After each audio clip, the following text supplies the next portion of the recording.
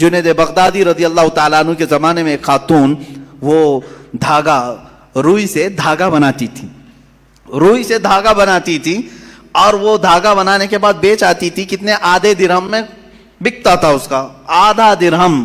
وہ آدھا درہم لاتی تھی، اس میں سے آدھے یعنی پاؤ کر کے اس سے پھر کپاس روئی خریدتی اور پھر اس کا آدھا درہم بناتی اور باقی کا گھر میں خرچہ کر۔ ایک دن آدھے درہم کی روئی لائی اور پورے کا اس نے دھاگا بنا دیا۔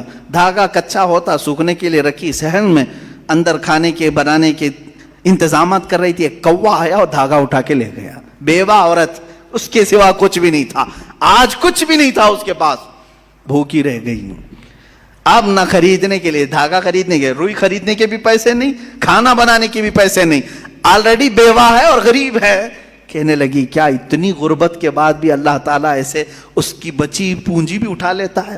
لوگ یہی کہتے ہیں نا، میرے پاس کچھ نہیں تھا پھر بھی میں نقصان میں جا رہا ہوں، اب تو کچھ رحم کر دیتا۔ ارے بھائی بڑے سیٹ آدمی کے 1,00,000 روپے چلے گئے تو سمجھ میں آئے گا چلو ٹھیک ہے، باقی بچے ہوئے پھر کور کر لے گا۔ جس کے پاس کچھ نہیں، لاسٹ پونجی بچی ہے، وہ بھی مولا نے اٹھوا دیا، تو یہ کون سا رحم ہے؟ بندے تل ملا جاتے ہیں۔ وہ خاتون گھبرائی اور کہا یہ اب کون سے رحمان کی صفت ہے؟ کیا وہ رحم کر رہا ہے میرے ساتھ؟ میں بیوہ ہوں، کچھ بھی نہیں میرے پاس۔ حضرت جنید بغدادی کے پاس دوڑی دوڑی گئی، دوسرا دن تھا، بھوک کی شدت تھی، دوڑی ہوئی آئی۔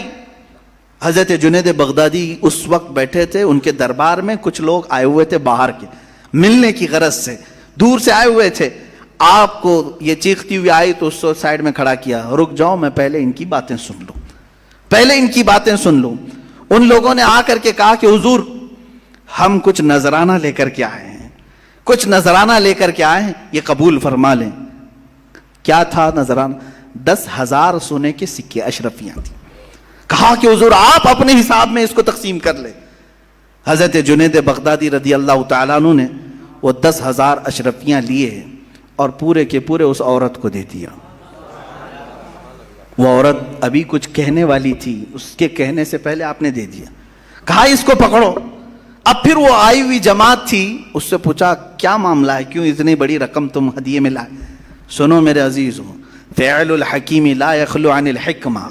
وہ کہتے ہیں ہم سمندر کے سفر پر تھے، کشتی میں بیٹھے تھے، آ رہے تھے، اچانک ہماری کشتی پھٹ گئی، کشتی میں سوراخ آیا، پانی اندر آنے لگ گیا، تو جیسے یہ چمڑے کی کشتی تھی، پانی اندر آنے لگا تو ڈوبنے کے چانسز بڑھ گئے۔ پانی جتنا ہو سکا ہم نکال کر پھینکتے رہے، لیکن اس کشتی کی مرمت کے لیے ہمارے پاس کچھ نہیں تھا۔ اچانک ایک کوا آیا اور اوپر سے دھاگا گرا دیا۔ ایک کوا آیا، دھاگا اوپر سے گرایا، اور وہ اتنا ہی دھاگا تھا جس سے ہماری کشتی سل جاتی تھی۔ ہم نے اسی دھاگے سے اپنی کشتی سل دی اور پھر اسی وقت ہم نے یہ نیت کر لیا کہ وہ رحمان ہے جس نے ہمیں بچایا ہے، ہم صحیح سلامت جائیں گے تو 10,000 اشرفیاں جنید بغدادی کو نظر کریں گے۔ وہاں ہم نے منت کر لی تھی، میرے آقا ہم نے صحیح سلامت کنارے کو پا لیا، اب آ کر کے وہ 10,000 اشرفیاں آپ کی بارگاہ میں ہم نے نظر کر لیا۔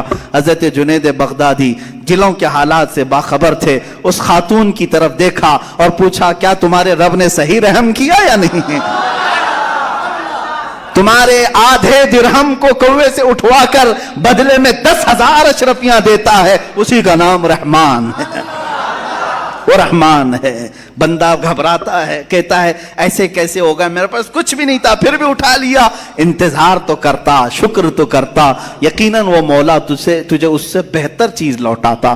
یہاں تک کہ حدیثوں میں کسی کا بچہ بھی اگر انتقال کرتا ہے، مولا تعالیٰ فرشتوں سے پوچھتا ہے تم نے اس کے بچے کو لایا، کیا کہہ رہا تھا میرا بندہ میرے بارے میں؟ فرشتے کہتے ہیں مولا وہ تیرا شکر بجا لا رہا تھا، کہتا تھا انا للہ و انا الیہ راجعون۔ مولا فرماتا ہے لکھ دو اے فرشتوں، اس سے بہتر نسل اسے عطا کروں گا، اس سے بہتر اسے خوبصورتیاں جنت میں عطا کروں گا۔